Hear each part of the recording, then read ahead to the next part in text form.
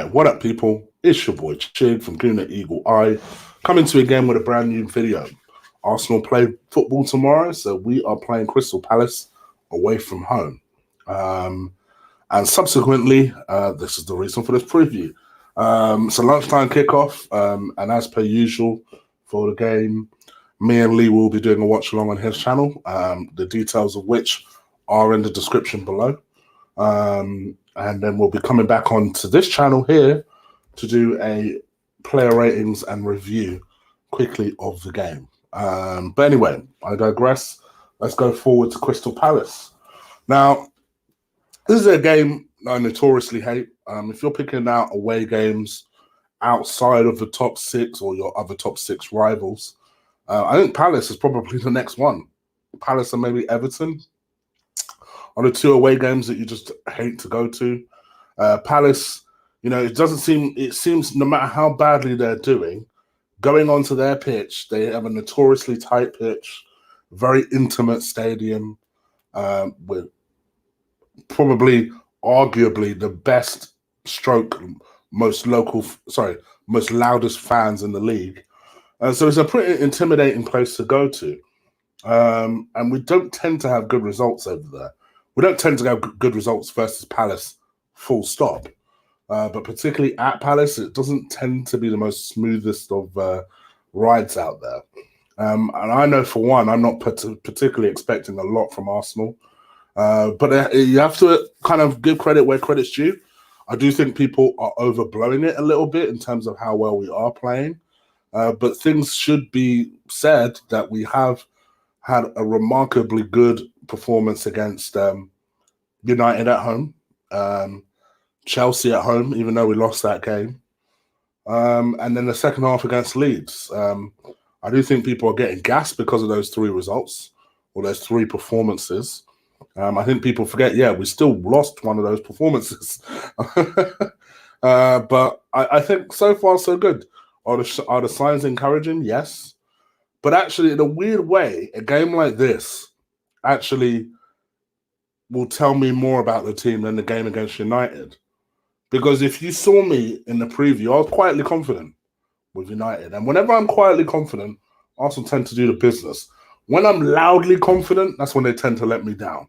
But I was always quietly confident going into that game. I weren't worried going into that game. Even though, by all intents and purposes, you look at the table, they're having a better season than us. But I just had a feeling that we'd go ahead and beat them, and we did. And actually, in the end, the scoreline flattered them. When you move on to Leeds, I knew Leeds would be a difficult game. They're performing really well in the Championship. They've got a manager who looks like he knows what he's doing, which just goes to show you, sorry, let me decline that, it goes to show you that you don't need to be able to speak English in order to be an effective,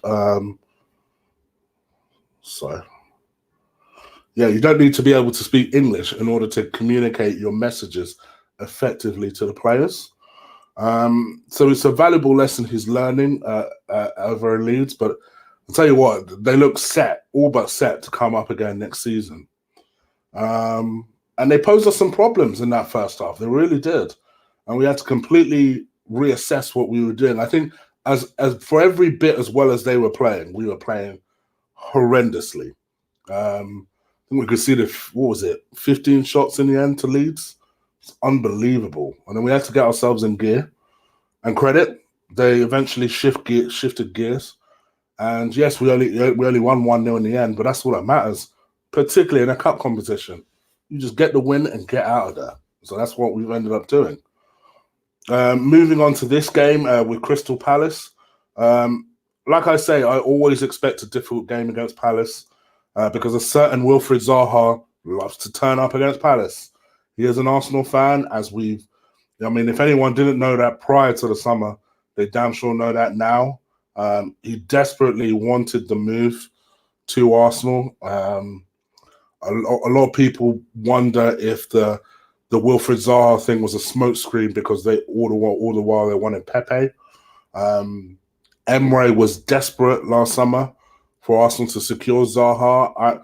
Emre was a huge fan of Wilfried Zaha. I mean, I remember every time we played them last season, he was damn near gushing over him. So he's a player that he rated a lot. Interestingly, they asked Arteta the same question. Arteta rates him as a player. And you can see why. Listen, I'm not the hugest fan of Wilfried Zaha, but in terms of the way he can transition play, if you're a team that likes your team to play on a counter attack, he's got to be your guy. I mean, he's got to be your guy for that. I would say that's his main strength, actually. I'm just trying to look at the Premier League table just to see where Palace are. I feel like they're still ahead of us. Oh, yeah, they're just about ahead of us. Just about. They're sitting on they're ninth, sitting on 28 points, just behind Sheffield United and Wolves. And we are 10th, sitting on 28 points, just behind them. So these are the sort of teams we need to start overhauling if we have any ambition of getting top four. You guys know my feeling on the top four already. I believe that we should be focusing purely on the Europa League.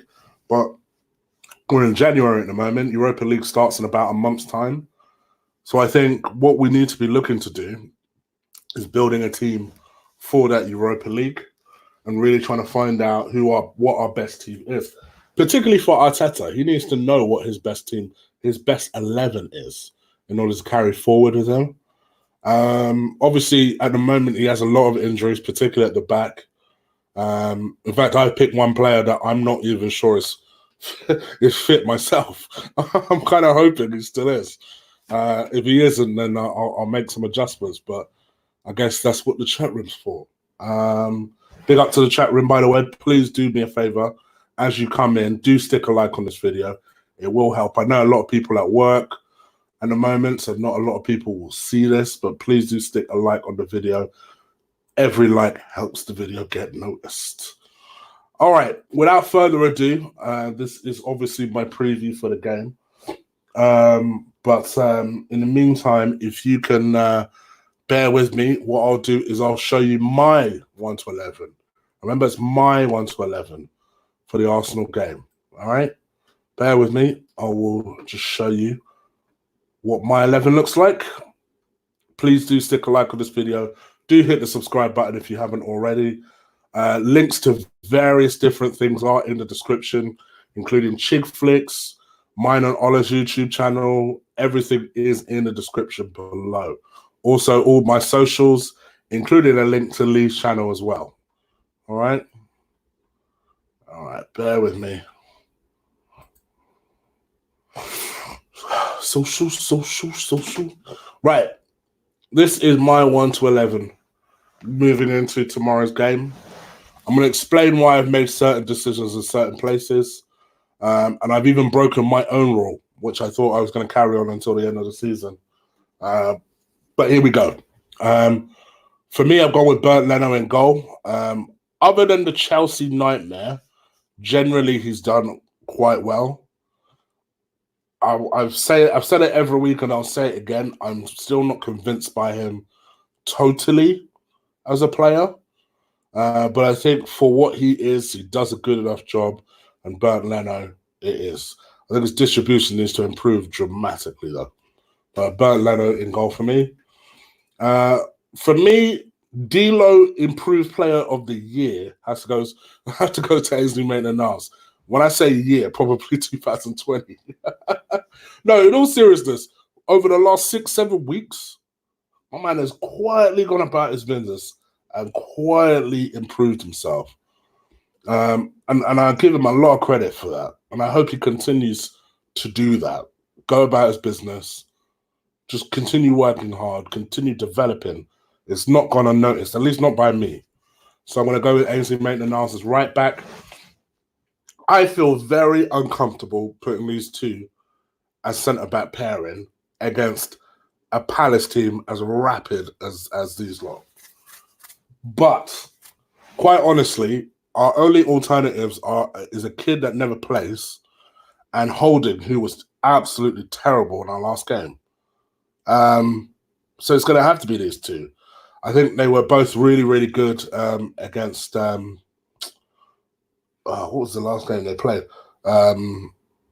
I thought they were both good against United. I thought they were very, very, very good. Luiz has had an excellent couple of weeks. Hope that continues. My concern about this back four generally, other than anything Maitland Niles, there isn't an amazing amount of pace. But I'm going to go with this anyway and just pray to the heavens. So David Luiz and Socrates start. I've gone with Kolasinac. Now, Kolasinac is the guy I wasn't sure it was fit or not. I'm going to assume he is. I'm sure you guys in the chat room will be able to tell me different. I can't see you guys at the moment because I'm on this. I'm just showing you this. So I can't actually see your chat at the moment. So I'm going to assume Kolasinac is fit. Not seen anything to the contrary yet. But you watch, it's going to turn out he's injured now. Obviously, if he is injured, then I'd probably bring Nelson in on the left and drop Saka left back. But for me now, I'm going to go with Kolasinac left back. It was a surprise when he turned up randomly against United. Performed all right. Had to come off towards the end of the game, but then obviously had that time against Leeds away. So I'm hoping he would have rehabilitated by now and he'll be good to go for Palace. Then I broke my own rule. So I really tried to not put this guy in. I really tried, right? To me, I think Guendouzi's going through a pretty rough patch of spell. So that's why I didn't consider him for this game. I just think I'd like to leave Guendouzi out for a couple of games just to see how he reacts to it. So that counted him out for me. Then I thought Willock, but to be honest, I ain't been impressed with Willock for the last couple of months. So I just thought, well, could I really allow my bias and hatred to supersede what I would do or what I feel I do that is best for the team? And listen, I've always said it, no matter the circumstances, if you play well, you deserve your place in the team. He's playing well, he deserves his place in the team. So for that reason, I guess Granit Xhaka starts in this game. Alongside him, I'm going to go with Lucas Torreira. Excellent 2-3 weeks he's had. Had a nice little rest against Leeds. I'd like to see him come back into this team. I think Arteta quite likes Lucas Torreira anyway, so I expect him to come back into this team and get alongside Granit Xhaka. Now, controversially, I've left out Mesut Ozil. I did think Mesut Ozil had a good game against United and Chelsea, then returned to typical Mesut Ozil against Leeds. This is not a game that I'm expecting Mesut Ozil to have a lot of success in, actually, because it's a small pitch, it's a tight pitch, and you've heard a lot of comments from Ozil today talking about how he likes space. You're going to get any against Palace. Whereas I think someone a little bit more industrious, like a Dani Ceballos, give him an hour, and then bring on Ozil later on in the game. That would be what I personally do. Who knows? Ozil might have something in his contract to say that he can't do that for whatever reason. But for me, Dani Ceballos plays as a number 10. On the left-hand side, I've gone with Saka. I'm going to give him another chance out there. I'm still not entirely convinced in Saka's attacking prowess. You know, for a Nigerian guy, I don't think he has an abundance of skill. You know, call me out on that if you like, but you know, say if you compare him to say an Alex Iwobi, Alex Iwobi is more likely to take your soul than a Saka is. Saka heavily relies on his pace and his crossing ability, whereas Iwobi, to be honest, his main strength was his unpredictability. So that's why I feel like Iwobi was much more tailor-made to an attacking role than Saka is. But I'm prepared to go with Saka again there because I think with Wilfried Zaha, I expect Wilfried Zaha, although Wilfried will probably be attacking on right-hand side predominantly, don't be surprised if in order to avoid Pepe, he might just take a stroll onto our left-hand side and try and attack that wing as well. And in which case, I would want someone like Saka just to be helping Kolasinac who you know is going to find himself out of position. I've gone with Pepe out the right. I've got a feeling that Arteta will not start him tomorrow. And will start Nelson for some unknown reason. But I think the last couple of games, Pepe's come on looking like he's had a point to prove. Obviously scored in the last game, played really well. I was one of the few that kind of agreed with him being taken off. I thought right before then he looked like he started to tire down a little bit. But I think Nicolas Pepe, for me, I'd start him. I'd say let's not force the issue with Lacazette. If he ain't scoring, yes, I think he pressed the ball a lot better in his last game. But to me, if he's not scoring, just leave Aubameyang to do the scoring. Because it seems like whenever we start Aubameyang, yeah, I think Aubameyang does a decent job out on the left, but we sacrifice a big part of his play, which is his goals, when he's not up front. So for me, I stick Aubameyang up top. So I've had a lot of people ask me over the last few days, oh, what sort of score do you think it'll be? Honestly, I don't know. Gut feeling says it'll be 1-1, you want me to be honest?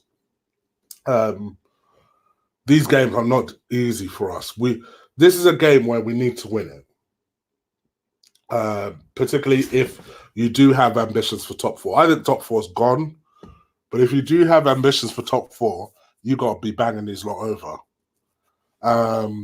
And especially the next few games are against teams around us as well. So you can really start to move up the table if you start to win these type of games. But for some reason, I just don't see us beating them. I hope I'm wrong. I don't see us beating them. So I'm going to go with a tentative 1-1. You guys let me know what you think. Leave it in the chat room. Leave it in the comments below. Please, like I say, do hit that subscribe button. Hit that like button so the people that are at work at the moment not watching this can watch this a bit later. I'll be back hopefully later on today just to do another show. Not sure what show that is yet. Still editing a few bits and bobs, and then I might just abandon that for like tomorrow or something and then go with another Eagle Eye Transfer Rumor show. I don't know yet, but I will definitely be back later on to do one more show. And that's pretty much it from me. I'm out of here. Got a few things to do now, but take care. Enjoy your Friday. Happy Friday. Take care. Peace.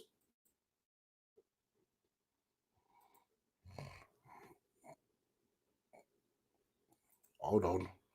Wait a minute. You didn't hear me say peace. I said peace. End the show.